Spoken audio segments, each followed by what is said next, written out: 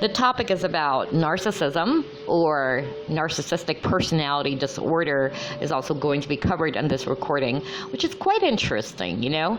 I've actually watched this documentary last year, and I'm going to post the link to that. You can go ahead and check that out. It's really, really informative. And even last night I was browsing, you know, I came across some YouTube videos talking about narcissism. They're talking about red flags. So that's also something that we're going to talk about on this recording. I've checked out also some websites that talks about on how to spot a narcissistic person, and how do you deal with them, or what are the counterattack to their strategies or their tactics to towards their victim, right? Also, on that documentary I mentioned earlier, I think there are about like 10 or 9 clinical symptoms. If you scored about 5 or more, then that means you're suffering from NPD. So we're going to check that out as well. But first, let's define what narcissism is, okay? So let's go to Wikipedia. That's the basic. Okay, let's go with the basic and the most general definition of narcissism. Narcissism is the pursuit of gratification from vanity or egotistic admiration of one's own attributes. Now, I've been checking out this Huffington Post. You can go check that out as well. 18 ways to spot a narcissist. Number 1, we'll start off with that first. Number 1, they're likable, at least at first glance. Narcissists tend to be great at first impressions, coming across as very charismatic and personable, which is also why they can perform quite well in job interviews.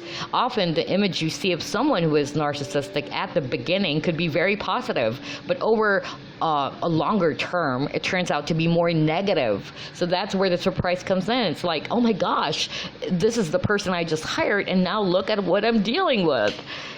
So it can be very, very deceiving. There are not some, crazy people out there. Sometimes they dress really well, they look really good, they talk well, they're very charismatic, but it turns out that they have NPD.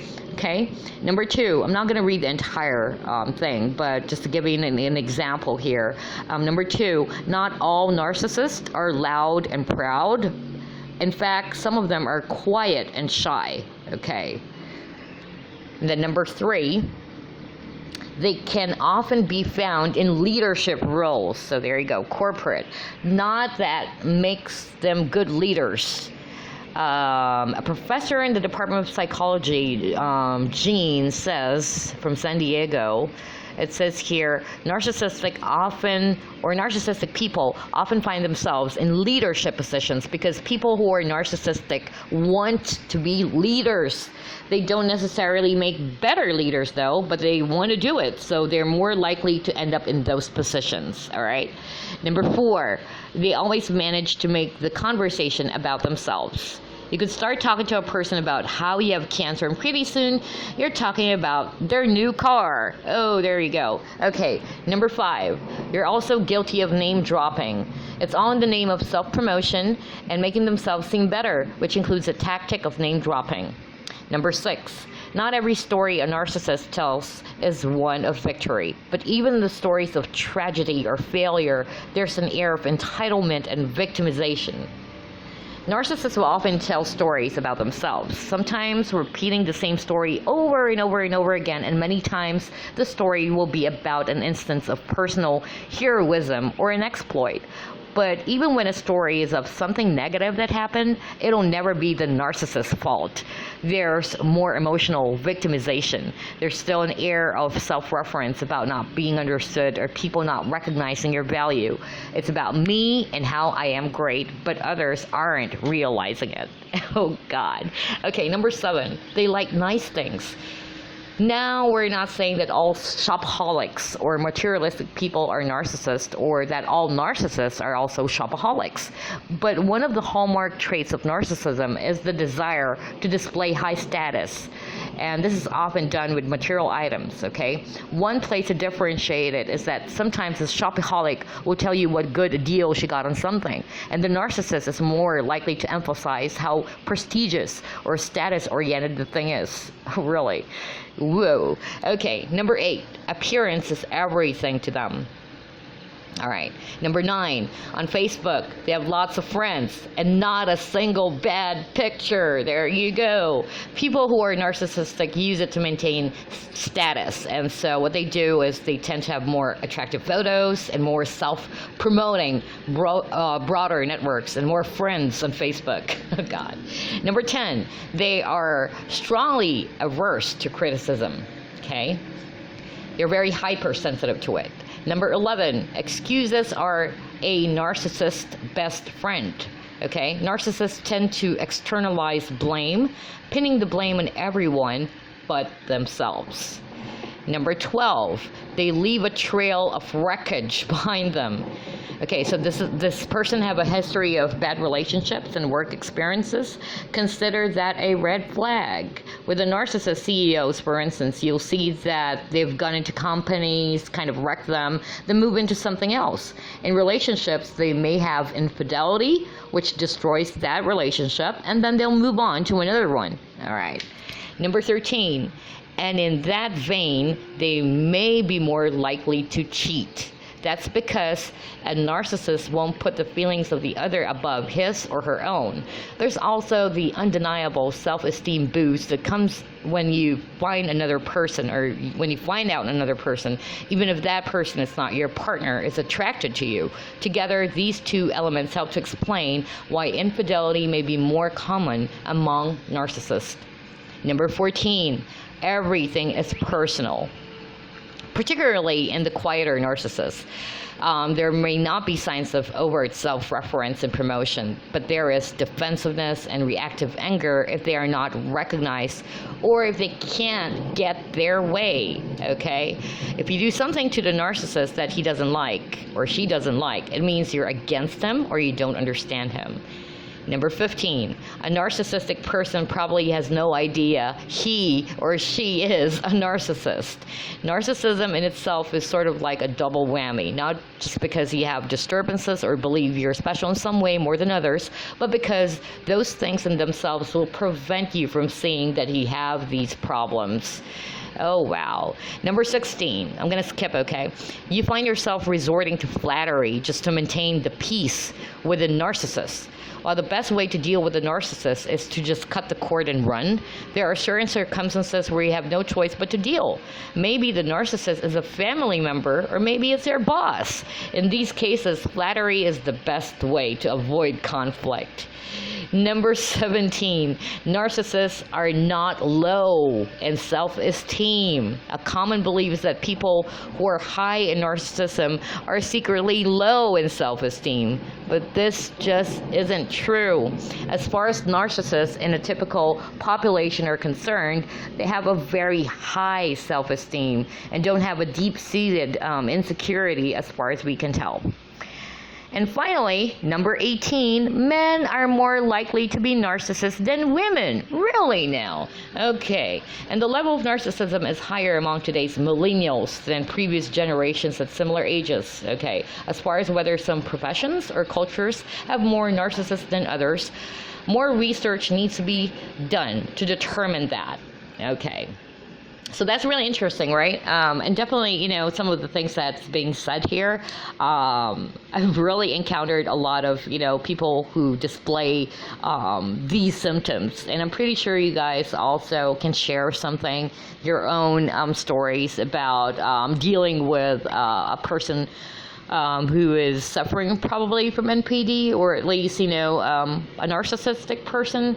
I don't know. I think there are about 5, if you scored 5 or 7 of them. I'm also going to post a link at the website that I saw. It's actually a personality, an NPD test, basically to test if you are suffering from NPD. If you scored probably about 40 or higher, then that means you are actually a full-blown narcissist. Okay, so anyway, next thing that we're going to talk about, this is from Mayo Clinic staff, by the way. So that's www.mayoclinic.org, okay? And it's about the symptoms of NPD, or narcissistic personality disorder. Okay, so let's read it off. Narcissistic personality disorder is one of several types of personality disorders. Personality disorders are conditions in which people have traits that cause them to feel and behave in socially distressing ways, limiting their ability to function in relationships and other areas of their life, such as work or school. If you have narcissistic personality disorder, you may come across as conceited, boastful, or pretentious. You often monopolize conversations. You may belittle or look down on people you perceive as inferior. Okay? You may feel a sense of entitlement, and when you don't receive special treatment, you may become impatient or angry. You may insist on having the best of everything, for instance, the best car, athletic club, or medical care. At the same time, you have trouble handling anything that may be perceived as criticism. You may have secret feelings of insecurity, shame, vulnerability, and humiliation. To feel better, you may react with rage or contempt and try to belittle the other person to make yourself appear superior. Or you may feel depressed and moody because you fall short of perfection. Oh, wow. Okay, so there are actually criteria. It says here, many experts use the criteria in the Diagnostic and Statistical Manual of Mental Disorders, or DSM-5, published by the American Psychiatric Association to diagnose mental conditions. So these are the criteria. Okay, it features, number one, having an exaggerated sense of self-importance. Okay. Number two, expecting to be recognized as superior even without achievements that warrant it. Number three, exaggerating your achievements and talents. Number four, being preoccupied with fantasies about success, power, brilliance, beauty, or the perfect mate. Number five, believing that you are superior and can only be understood by associate with equally special people. Number six, requiring constant admiration. Number seven, having a sense of entitlement. Number eight, expecting special favors and questioning compliance with your expectations. Number nine, taking advantage of others to get what you want. Number 10, having an inability or unwillingness to recognize the needs and feelings of others. Number 11, being envious of others and believing others envy you. And finally, number 12, behaving in an arrogant or haughty manner. Although some features of narcissistic personality disorder may seem like having confidence, it's not the same. Narcissistic personality disorder crosses the border of healthy confidence into something so highly of yourself that you put yourself on a pedestal and value yourself more than you value others. That is really, really interesting. I'm pretty sure you guys is listening to this recording, with those symptoms that we've just read from Mayo Clinic, or criteria rather, from mayoclinic.org. Probably there's a person or some people that pop into your head, and that's why it's not something new. I'm pretty sure that you guys have also encountered it either in the workplace, at school, or at home. So the thing is, how do you counterattack that? What do you do? How do you really deal with a narcissist or someone suffering from NPD? What do you do about it? Okay, let me check out some tips over here, and I'm going to read that to you. And let's see, maybe this is something that could definitely help each one of us who's dealing with a person who's narcissistic. Okay, I'm pretty sure there are a lot of websites out there offering help or offering you some tips and advices on how to deal with narcissistic people or a person. But this one is by Psychology Today, and let's read that. Okay, they're according to Psychology Today, they have like 8 tips on how to deal with, or when you're dealing actually with a person or people high in narcissism. Number 1, determine which type you're dealing with. Vulnerable narcissists don't feel particularly good about themselves at heart. In contrast to grandiose narcissists, they're less out there with their emotions, and so you might not realize when they're undercutting you or getting in your way. If you're trying to put people in your family or on your work team to best use, the grandiose narcissist might be your best ally as long as he can get that person on board with your overall group's goals. Number 2, acknowledge your annoyance. As noted earlier, narcissists can be antagonistic and get you under your skin. If you're trying to get something done and one person is always interrupting or trying to shine the spotlight on himself or herself, recognizing where your frustration is coming from can help you give the strength you need to put a stop to it. Number 3, appreciate where the behavior comes from. Vulnerable narcissists need to make themselves feel better about themselves, which is why they can become sneaky and undercutting. They may question your authority just to create mischief. Once you recognize that they are coming from a place of insecurity, you can provide them with just enough reassurance to get them to settle down and to focus on what needs to be done. Too much reassurance and you'll fan their egocentric flames, but the right amount will actually allow them to calm down and get to the task at hand. Number 4, evaluate the context. Narcissism is not an all-or-nothing personality trait. Some situations may elicit a person's insecurities more than others. Let's say a woman was turned down for a promotion she wanted very much, and now must continue to work with the person who got the job, okay? So her insecurity will only worsen with time, leading her to become defensively narcissistic, vindictive, and spiteful. If you know a person like this, it's important to remember that the situation helped create the monster with whom you must now interact. Number 5, maintain a positive outlook. If you're dealing with narcissists who derive pleasure from watching others suffer, then seeing the pain they cause will only egg them on to more aggressive counter behavior. Don't look ruffled, even if you're feeling annoyed, and eventually that behavior will diminish in frequency. Furthermore, by keeping the previous tips in mind, you may be able to help ease the situation so things actually improve. Number 6, don't let yourself get derailed. It's easy to lose your own sense of purpose or goals when a narcissist tries to take center stage. You don't need to attend to everything this person says or does, no matter how much he or she clamors for your attention. Find the balance between moving ahead in the direction you want to pursue and alleviating the vulnerable narcissist's anxieties and insecurities. If it's a grandiose type of narcissist, you may want to acknowledge his or her feelings, but then move on anyhow. Number 7, keep your sense of humor. Calling a narcissist bluff may mean that you ignore the person, but it might also mean that you meet that bluff with a laugh at least once in a while. Without being cruel about it, you can point to the inappropriateness of the person's egocentric behavior with a smile or joke.